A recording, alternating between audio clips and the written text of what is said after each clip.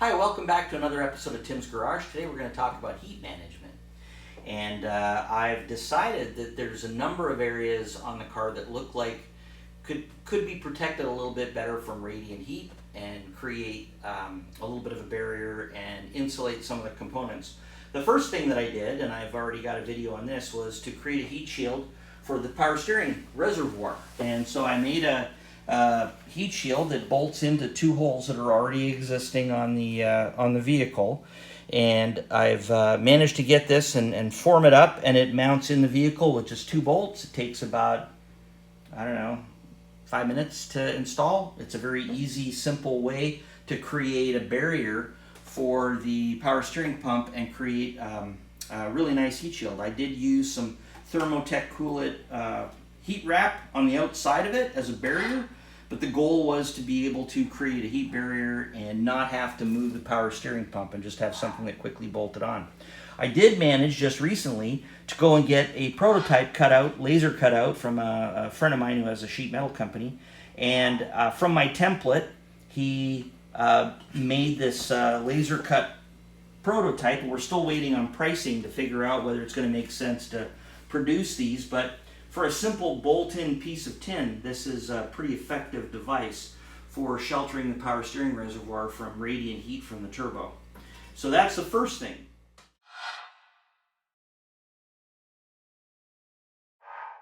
The second thing that I did is there's a cavity between the heater core and the plate that mounts and holds the fuse box. And I made a little piece to mount in there as well. Now, this is the template, and I've made one prototype and bolted it up.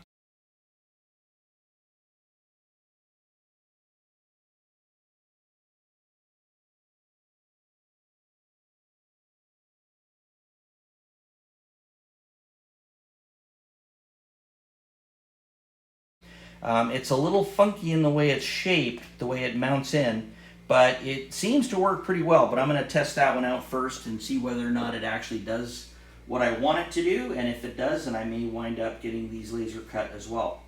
But the primary thing I'm going to talk about today is the heat shield that I made for the water pump. And the water pump mounts in the vehicle like this.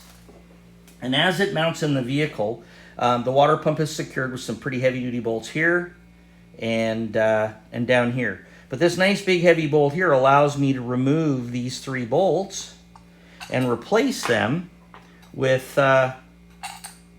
70 millimeter stainless steel studs. So what I did is I took these and I replaced those bolts with these studs, and in replacing them with the studs, it allowed me to have a mounting point. And the goal was to create some kind of a barrier between the header that sits right here, or the exhaust manifold that the turbo is mounted on, sits right here in the vehicle,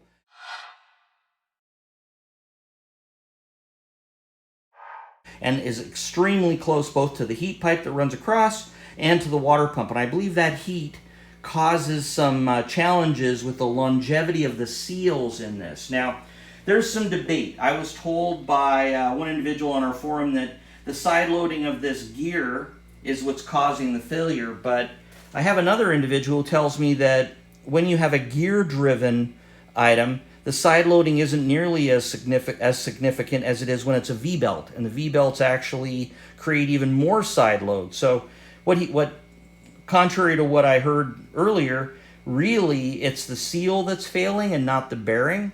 And that seal, when it goes, I think is just getting heated from heat soak after this pump is sitting, soaking up the heat from the turbo. And if we can prevent that radiant heat from soaking the pump, then I think we've got a pretty darn good solution to be able to insulate that pump and make these pumps live longer than 30 or 40,000 miles.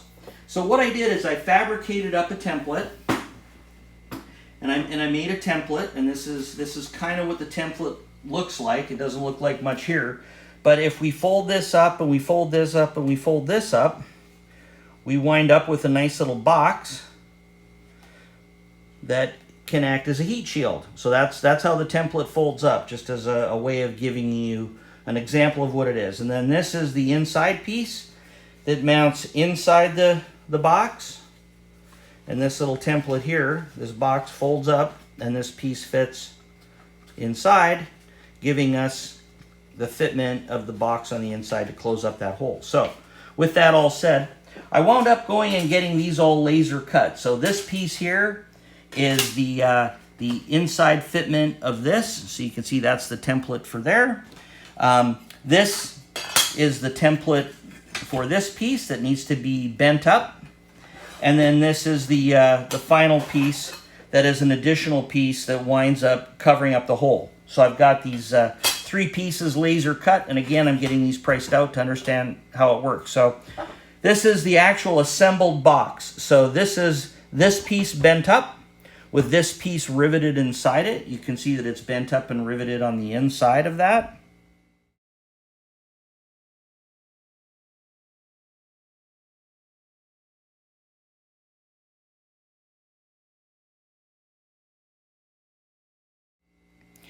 And then the external piece, the other piece that we had laser cut here, is the piece that's going to be mounting like this, creating closure around the opening.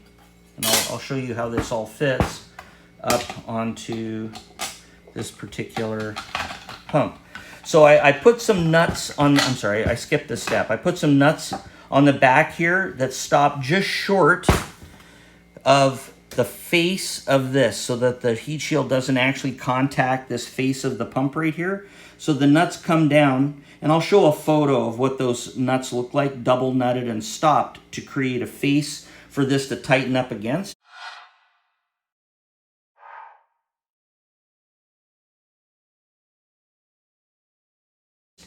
But when I do that, this here item mounts on it like so. Let's see, we got this.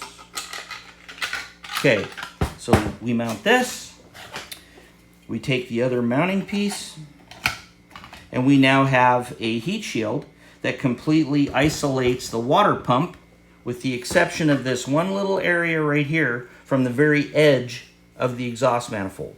So now we have a very nice little heat shield, all insulating the water pump, and it creates a nice heat barrier for radiant heat from the header to not affect the water pump. So that's what the item looks like. That was the intended composition of it. One thing I did need to do is this notch out was required because when I was mounting this piece up, one of the things I figured out very quickly is where this notch mounts is very close to that plug right there. And I needed to make sure there was enough clearance for that plug to be able to be plugged in and mounted onto the plug from the once it's installed in the car. So I had to clearance a little box to allow for the plug to plug into the boost actuator that is located right here on the turbo.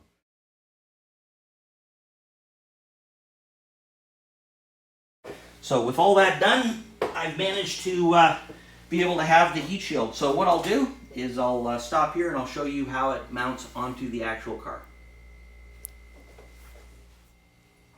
Hi, okay, so let's have a look at what this is going to look like on the vehicle. So I've got the 70 millimeter long, 6 millimeter thread with a 1.0 thread studs.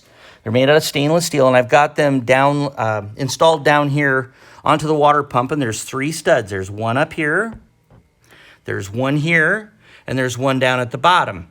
And on those I have 2 nuts, 2 stainless steel nuts mounted to create a face for the heat shield to rest against, so when I tighten a nut up, it'll pinch that heat shield between these nuts. And I've got the nuts adjusted so you can just barely see that the plane of those nuts is forward just slightly, about 1/8 of an inch from the face of the water pump, so it's not going to contact the aluminum on the water pump. I've also added some heat sleeve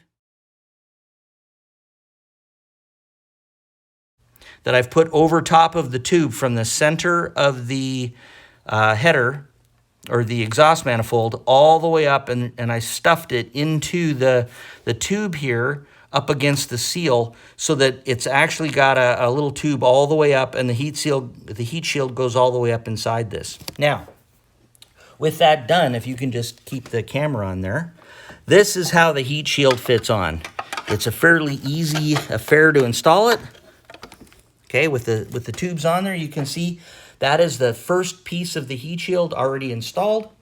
Now, if you can watch me install this one is a little tricky to install. So this one here, we have to hook this over and push it all the way down so it goes down against the tubing. Okay, this takes a little bit of effort. And then you rotate it so that it rotates into position, and then you mount it on the studs. And once it's mounted on the studs, there we go. Now I'll just put some nuts on that, and it will be secured, and I have a heat shield surrounding 360 degrees around the coolant tube, and the water pump has got a heat shield entirely around it. And it looks to me like that's going to work super well to create a heat barrier from the exhaust and from the turbo itself. So I'll show an image of what it looks like with the nuts on it and show how it's installed. And I'm hopeful that if I can get the pieces cut out for this, if other people want this, I can produce some of these at a pretty cost-effective rate. I will wait and make sure that it's going to actually work and reduce temperatures before I do it. My guess is it will. It just seems to make sense to me that having some kind of a heat barrier is going to work really well. So that's how we can go ahead and build a heat shield for the water pump and create some heat management inside and underneath the engine bay area here to try and keep that heat from the turbo from affecting any of the other components. So, bye for now, and if you can like and share my video, I would certainly appreciate it. Thanks, and bye for now.